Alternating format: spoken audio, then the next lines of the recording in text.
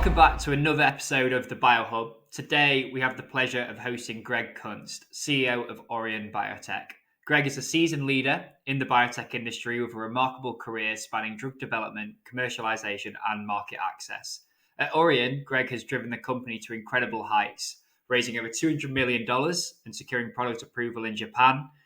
And under his leadership, Aurion has grown rapidly with operations expanding across the US and Japan. In this episode, we'll explore Greg's journey from his extensive experience in the industry to taking the helm of Aurion, the innovative technologies driving their mission, and what the future holds for this cutting-edge biotech company. Welcome, Greg. How are you? Doing well. Thank you for inviting me. We're really excited to be here today. No, it's an absolute pleasure. We'll just start off by talking about your journey. So, your journey to Aurion, we spoke about it a little bit before this. It's remarkable. So can you just share a little bit about what inspired you to join Aurion and also what inspired you to lead this mission to cure blindness? Sure. I mean, maybe start at basic level. I mean, I've always loved medicine. I probably wasn't smart enough when I was in college, or wasn't focused enough to be a doctor. So, the next best way to be able to help patients is certainly to be on the product development side of healthcare. And so, I grew up in this industry. My father was a serial entrepreneur in the medical device industry. So I always had great interest in it, and particularly great interest in the eye. So I spent a good part of 20 years, working in ophthalmology. And, one of the things that inspires me in ophthalmology is when you take someone that has poor vision or blindness, and you're able to provide them with the gift of restored vision, the magnitude of their improvement in quality of life is dramatic. And when you see that firsthand, it inspires me, inspires everyone around us every single day. And so that's kind of what is my focus on ophthalmology. What got me to Aurion Biotech is in 2018, the inventor of this technology, Shigeru Kaneshita, at the Kyoto Prefecture University, first published his results in New England Journal of Medicine.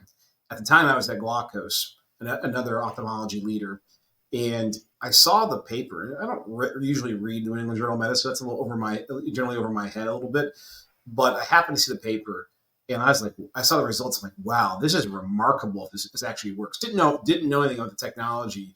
I knew of Shigeru Kaneshita, but didn't know about the technology, and it stuck in my mind. And then, very apropos, in late 2020, I get a call from a headhunter in December of 2020. It was like 9 o'clock at night. I was laying in bed, and it was an email. And the email basically says, we're looking for a CEO of the cell therapy company focused on the cornea in Seattle. I knew exactly what it was. And at the time I was living in California. And I turned over to my wife and said, what do you think about moving to Seattle? And she says to me, Greg, are you on drugs? And I said, no, I'm serious. She says, so I said, I want to move to Seattle. I want this job. She's like, you haven't even interviewed for the job. You don't know anything about it. I said, I know this one. So the next morning I called the headhunter and I said, I want the job. She said, that's not how it works. Like you need to get in line, interview, go through the whole thing. But I've known at the very moment when I first saw this, that this was real. And every day I've been involved in this and I've seen firsthand patients go from blinding levels of vision loss to seeing almost perfectly is remarkable. I got a patient that's particularly imprinted in my mind. There's a patient we had in El Salvador who was blind in one eye from a rare genetic disorder, and then had corneal endothelial disease in the other eye and was effectively legally blind in the other eye. She was an elderly lady and used a kind of one of those canes to see her way around. Mm-hmm. And we put the cells in the physicians we were with put the cells in the treated eye. We came back for the follow-up visit a few months later. She was driving a scooter. Can you imagine, living in San Salvador, El Salvador, fully blind, and then 3 months later driving a scooter? The magnitude of change in her life, in her family's life, is remarkable. That's why we get up every morning at Aurion Biotech, and why we're so motivated what we're doing, because that's what it's all about. I mean, that's the reason why I think most of our organization, why we're in biotech or healthcare, is because we want to have those moments. Yeah, that's amazing. I mean, what particularly makes it so unique, the drug that you're developing? Well, so, it's interesting because I've worked both in medtech and in biotech. In surgery, we can see results that are, in eye surgery that are similar to what we see with our cell therapy. Historically, therapeutics, when applied to ophthalmic conditions, don't have the same magnitude of effect as traditional surgery. And when I first saw these results, I said, these are levels. I mean, they were seeing levels in 80-90% of patients at 3 lines of improvement at 1 year. That's unheard of. Our kind of our benchmark therapeutics in ophthalmology are the anti-VEGFs used in retinal disease. And you look at the pivotal, and we look at those as miracle drugs. They were getting 30 to 40% 3 lines in their pivotal trials. And so it's on balance. You sit back and go, wow, with a single injection of cells, you're able to do something that, that at best case surgery might be able to do with the hands of the very, very best surgeons. And what's interesting about that is anyone can do that. You can bring it anywhere in the world. You can do it with any ophthalmologist. And we can give the promise of those kind of results in a very scaled way. That's really interesting. That's true market access. I think too often companies focus on just U.S. or very narrow areas. Rarely, particularly advanced therapeutics like cell and gene therapies, we think about, is this truly a global solution? This to me is one of the first global solutions that I've seen in cell and gene therapy. Wow, amazing. Yeah, we'll come back to the science, but I think one thing I found really interesting about you is this is your first CEO job. I think sometimes that could be really difficult. What were some of the biggest challenges you faced initially, and how did you overcome them? Well, at a very high level, to me, this reminded me when I had my first child.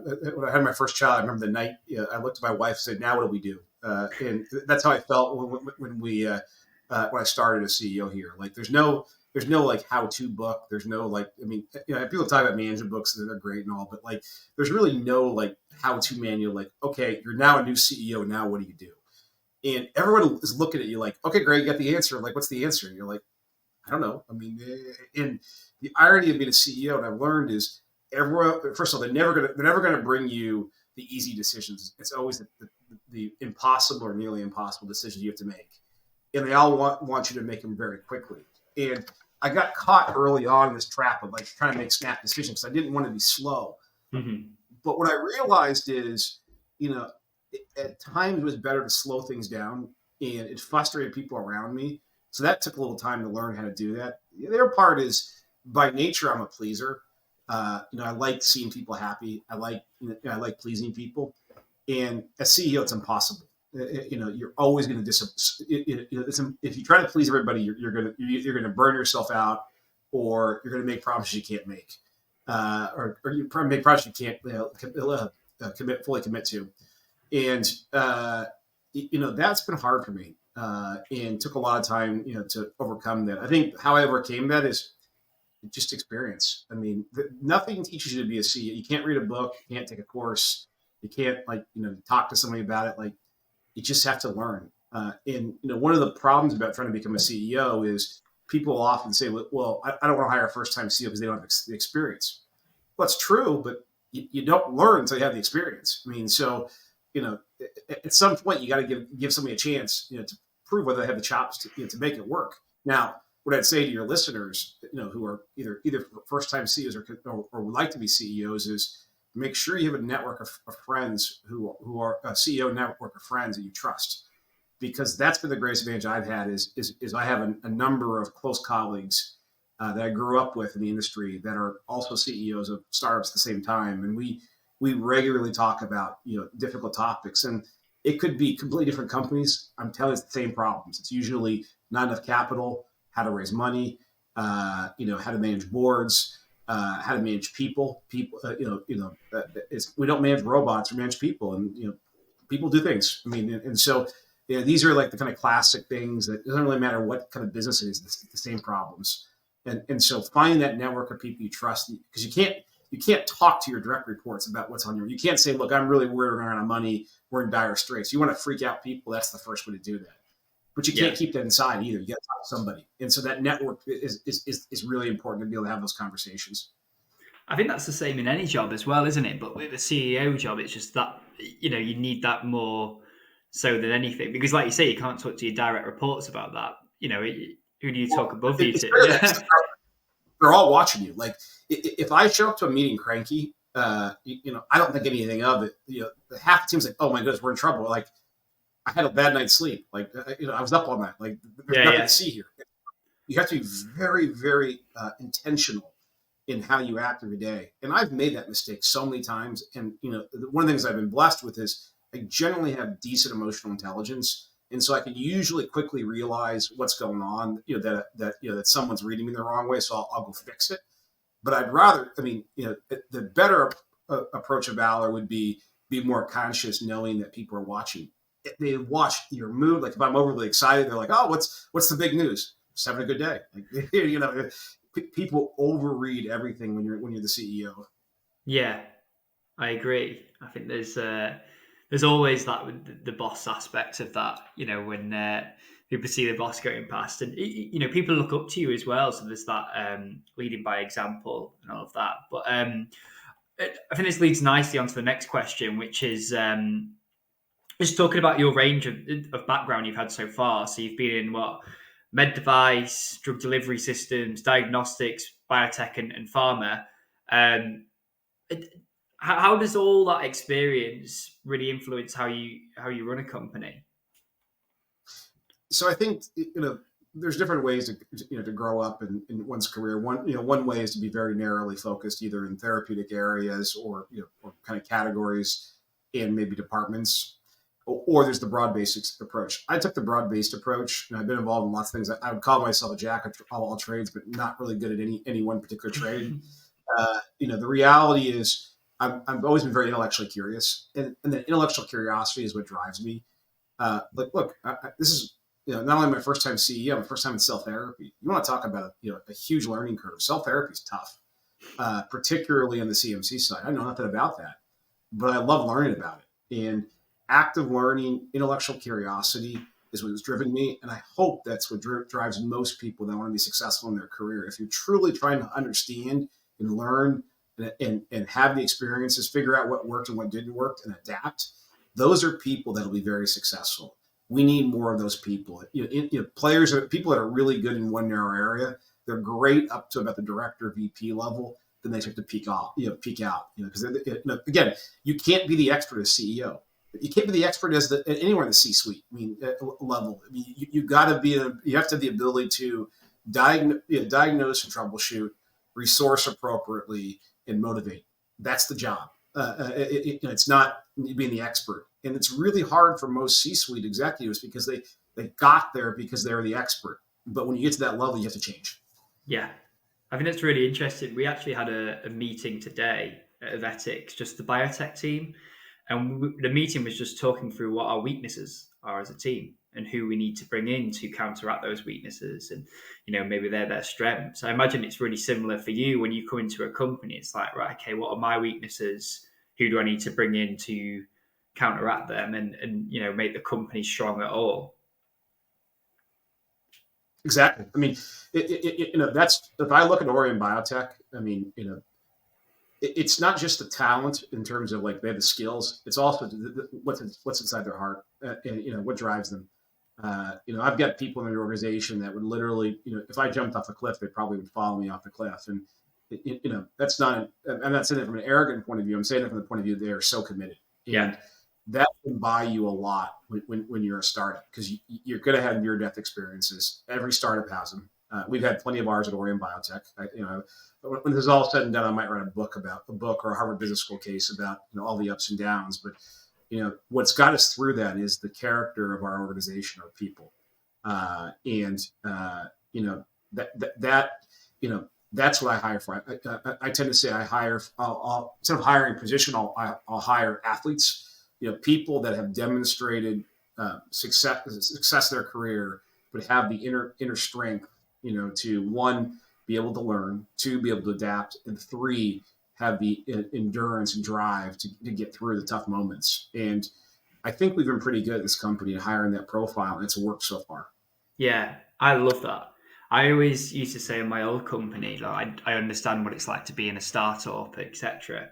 But I never really did. And then, we started Avetix, and now, I'm the guy who's recruiting CEOs for companies, but I'm also taking out the bins in between calls. And when you talk about that commitment, we often joke at Avetix that you cut us open and we bleed purple, and we're all in it together. I love it, and you know what? I've been told this so many times because I always talk about our ambition, what we want to grow to, what we want to become, and people say, "Yeah, but look, take a step back while you're doing it, because these years you're having a startup, the people that you've brought in, and you're going on this journey together, just cherish it because it's like gold dust." Well, and to me, they're like family to me. I mean, we at least at Aurion, we've been in so many battles the last 4 years to move our drug forward. And the hard part is in the outset. What's always hard for me is the outset. They'll say, "Oh, your company's doing really well." It is, but like it was really hard. Mm-hmm. Like just because we're doing well, people shouldn't assume that we haven't had internal strife and difficult situations, near-death experiences. I can't count the number of times where I said to myself, "We're not going to run out of money," and we got real close. I mean, it happens, startup life, Yeah. and you kind of feel like you have a gun to your head and you make it work. And it wouldn't. I can't do that myself. I can only do that with the organization of 70 plus people that we have, and that's the character of the people in this organization. I'm confident we can give them any problem, and they figure it out. And I've gotten this really kind of weird Zen place as a CEO. It took a long time to get there, where I'm kind of like almost stepping my way back at it a little bit and kind of just watching the work happen. And it's actually really gratifying because early on I felt like I had to like lead the charge. I had to be like the guy running across enemy lines first, and being like the like the sacrificial lamb of sorts. And now I've been able to kind of step back and watch the team, and just the enthusiasm, the drive, the desire to, the deep desire to get this to patient as quickly as possible. They're making it happen every day. And I get to sit back and watch like this great organization that's developing I'm not really, I mean, I was going to say I'm not involved in, but like, I don't feel like I have to, they're doing it. Like it's not me. It's awesome. Like, I mean, that's the most fulfilling part of leadership is when you can step back and say, aha, we got the team. Now I get out of the way. Yeah, that's amazing. And you talked then about challenges and how volatile biotech is as an industry. Can you just share some of those challenging moments and also how you went around them? Yeah, I mean, so very early on when we started Aurion Biotech, what we had is we had a number of patients that were treated in Japan, and I think we had a board that was that felt like this is an approvable drug, and clinically it was, but what was acquired from Japan was clinical data. There wasn't a deep preclinical package. There wasn't a deep CMC package, and early on trying to help the board understand that while we have a drug that works, we still have to do the work. We have to build the preclinical package. We have to build the CMC package, and kind of setting the expectation that we weren't as far along as they thought that we were. That's a difficult proposition. When you have an organization or a board that at the time kind of thought we were tracking towards phase 3 and approval, but we're really kind of more phase 1, 2. That's a difficult discussion. So that was probably my first challenge that we faced. I think the second one was, look, we took this out of Japan during the pandemic. And if you recall, in that 2021 period, Japan was locked down. So our inventor, who was the only one that had actually done this before, we couldn't get to. And the cells at the time were being made at the university in Japan. We couldn't get to Japan. And so trying to figure out how to do the procedure and how to tech transfer the cells out of the university setting into a traditional CDMO was a huge challenge. And we were running clinical trials in El Salvador. We were shipping drug from Japan in the pandemic when there would be like one flight a day leaving Japan to San Salvador, El Salvador. And at one point, we almost considered hiring a private jet to take the cells from Osaka, Japan, to San Salvador. We looked at the cost, and that was just cost prohibitive. But like those early days were hard. Like we had everything working against us. Before I joined, about 3 or 4 I joined, they did their first trial in El Salvador. there was a Category 4 hurricane that was coming through, and the 4 U.S. surgeons and the Aurion team considered canceling, the study because the hurricane was coming through. But the surgeon said, "No way, we have to go. This is too important. We have to go down there." And so the team went down there, and that's why we call it the Iota trials. The hurricane was called the Iota hurricane. They went down there and they took that risk during the middle of the pandemic without vaccines, and went down there and did this because they believed in it. And to me, that like speaks the spirit of the company. And again, when you have people that think and act that way, you can get over any challenge. Mm-hmm. Yeah, I think that says it all. And like, did most of those challenges happen early days, or do you find that? Yeah, I suppose that's very specific, the anecdote you gave, but yeah, they happen all the time. Still happen. Yeah, they happen daily. Like, I mean, there's not a week goes by there's something like deleterious that happens to the company. The difference now is, I think we're accustomed to it. Okay. We don't overreact, and we understand that we just got to put our heads together and work on a plan. I mean, the advice I always take is advice my dad gave me early on in my career. My dad was a successful entrepreneur, and he used to say, it's a very simple concept, but he used to say, it's never as good as you think, and it's never as bad as you think in business. And that's held really true. When I get too high, I usually get really surprised. Like if I get too excited that, we've crossed the finish line, usually I get whacked down pretty quickly. Yeah. But conversely, when you think the end is there, it's usually not that bad. And so for someone that naturally has big highs and big lows, it's really good feedback for me, because it's very easy for me to get really excited, but at the same time, it's also very easy for me to get really like depressed. And try to take that view that you stay level-headed. There's nothing at this stage that probably could take the business out in one move. But conversely, there's nothing that could take the business to like from here to here in one move either. And so kind of staying level keeled to me is really important. And it's been the way I've gotten through most of our problems. We still have problems every day, every week, every month. Like it's not like they go away. Yeah. Yeah. But like you say, you got to celebrate those wins as well. Because they're so important. Exactly. For sure. One of those wins, launching commercially in Japan, obviously a significant milestone. Just talk us through that and what contributed to the successful launch. Well, so I think first and foremost, this was invented in Japan by one of the most famous ophthalmologists in Japan, Shigeru Kaneshita. He started this work in 2002 in his labs, got into patients 2013. Interesting enough, in Japan, if you look at the Japanese pharmas, they missed on antibodies, the antibody wave. And so when Yamanaka, who was a famous scientist at the University of Kyoto, won the Nobel Prize for iPS cells, the Japanese government realized that they needed to focus on regenerative medicine as the future of Japan's healthcare system and the future of Japan's kind of pharmaceutical development. And so they created a program called AMED. It's the Agency for Medical Innovation or something of that nature. But it's a private-public partnership in Japan that basically seed funds promising university-based regenerative medicine programs. A little bit kind of like the SHRM program in California. The first program they funded was Kaneshita's program back in 2013.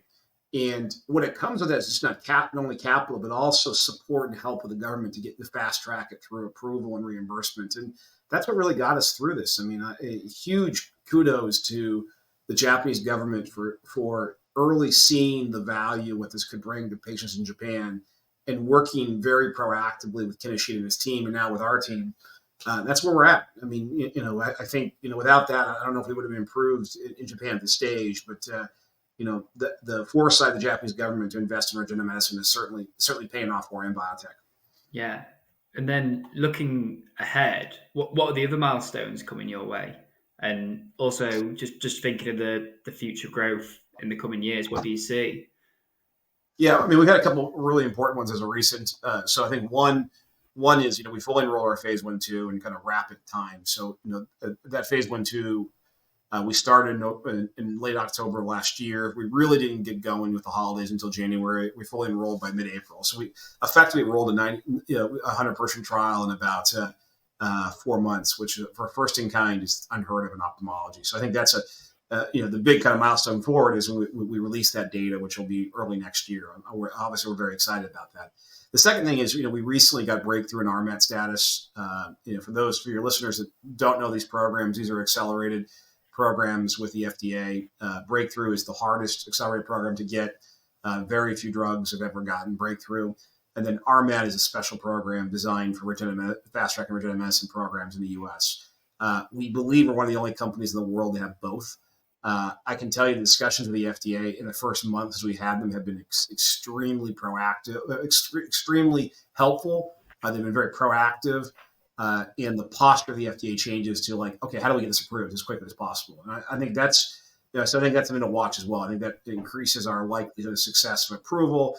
I think it likely speeds up our development time. So that's a big milestone. I think thirdly, we'll launch commercially in Japan later this year and obviously in next year. We're going to go slow and steady because I think we want to learn. We want to use Japan as a learning market. We're not trying to create a huge revenue opportunity early on, but okay. I think it's something to watch. How Japan goes, what we learn from it, what we can apply to the U.S. Those are the milestones that really get me most excited right now. That I think the public will start to see in the next few months. That's so interesting. Yeah, that's really interesting. I was going to ask you as well. And this isn't a question that we talked about beforehand, but there's obviously these Chinese-US relations at the moment, and I suppose for you critically, I don't know if you use Wuxi or one of these guys, but has that affected you in any way? It's interesting. It's a fantastic question. So I think what you're referring to is in the U.S. What's talked about is the BioSecure Act. There's a lot of debate right now whether the U.S. government is going to put restrictions on using Chinese based or Chinese influenced pharmaceutical and biotech partners. WuXi is the classic example. WuXi is a wonderful company. They do great work, but for a CEO, it causes you to pause. So about a year and a half ago, we obviously paid close attention to CDMOs, and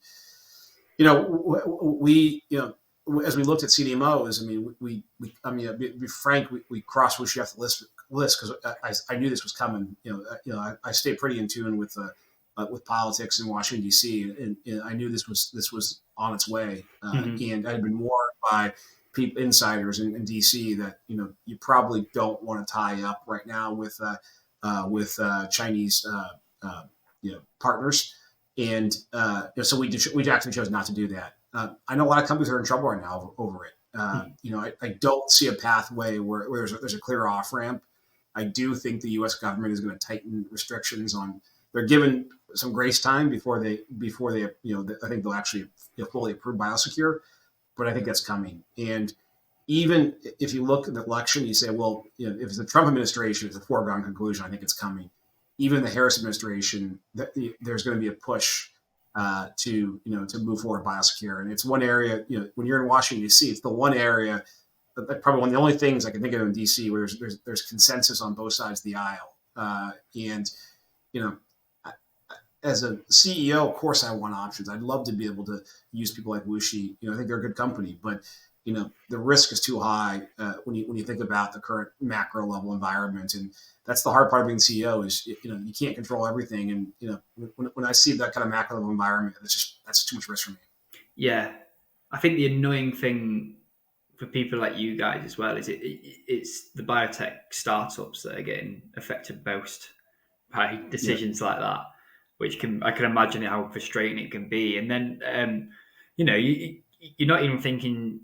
There's US biotech, but you've got competition with European biotech and Asia, and you're at a bit of a disadvantage by not being able to use WuXi, who are arguably the cheapest and best. Even more broadly, because you have Novo. Novo just bought Catalent. So Catalent's kind of out of the picture. WuXi's now kind of out of the picture. There's not that many. You got Lonza, you got Charles River. There's not that many large CDMOs, particularly in cell and gene therapy, that are left.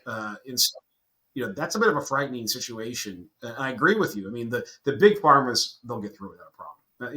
It's the small farmers, particularly the ones that are very tied up with a Chinese company. That's really hard because in cell and gene therapy, it's 2 to 3 years, full tech transfer out of one CDMO to another, and millions and millions of dollars. I mean, that could be the end of a company. And so you're right that that if the government moves toward biosecure, the people that are most at threat are the small emerging biotechs for sure. Yeah.